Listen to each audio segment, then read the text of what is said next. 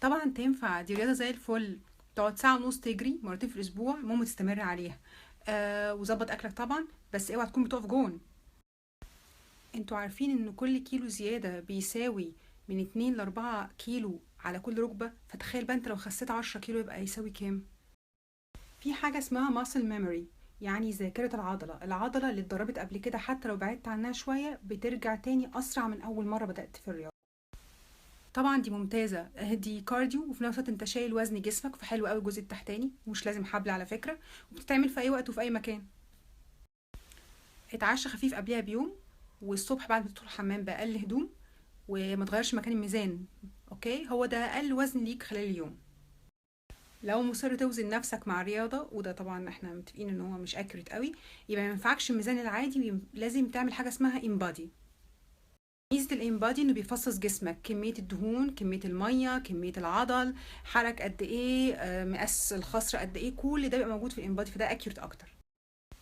لو مفيش اي مشاكل صحية هو مفهومش مشكلة، طبعا بيساعدوا فعلا في بناء العضلات، بس لازم تحت اشراف طبيب تغذية تخصص سبورت نيوتريشن.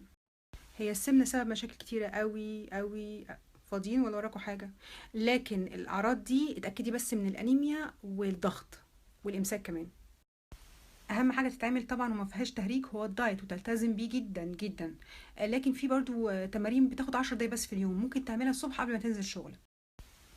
اكتب على اليوتيوب 10 minute workout، هيطلع كمية تمارين كلها حلوة، مش تاخد غير 10 دقايق بس. كل ده الايام اللي فيها جري فيها بحبحه سنه في الدايت، والايام اللي ما فيهاش نظبط جدا كميه النشويات والدهون، والعشاء يا ريت يكون زبادي بس.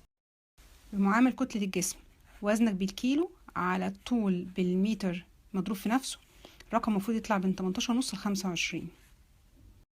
محتاجه الاول اعرف الدايت بتاعك بالتفصيل عشان اعرف ده ممكن يكون زياده عليك. واعمل انبادي عشان ده اللي هتدي لنا نسبه الدهن بالظبط قد ايه في جسمك. اي حد جسمه وقف بعد فترة دايت طويلة، في كذا تكنيك هنتكلم عليه عشان خاطر ده يخلينا ننزل، بس ده هعمله سنابس لوحدها. ده ابلكيشن حد قال لي عليه، مشكور صراحة كتر خيره. حلو قوي، بيعمل تراكنج لاكلكم والكالوريز والرياضة عشان تخسوا، جربوه. هي المية العادية الفترة لوحدها على الريق بتعلي الحرق up to 30%، فممكن تحط اي حاجة تانية عليها براحتك، حتى تقطع فيها شرايح ليمون اي حاجة. وزي ما انتم شايفين ان الاسئله مفيده زيها زي الموضوع اللي بتكلم عليه، فما تكسفوش تسالوا خالص. اعملوا سبسكرايب للقناه، هنزل عليها كل الفيديوز، و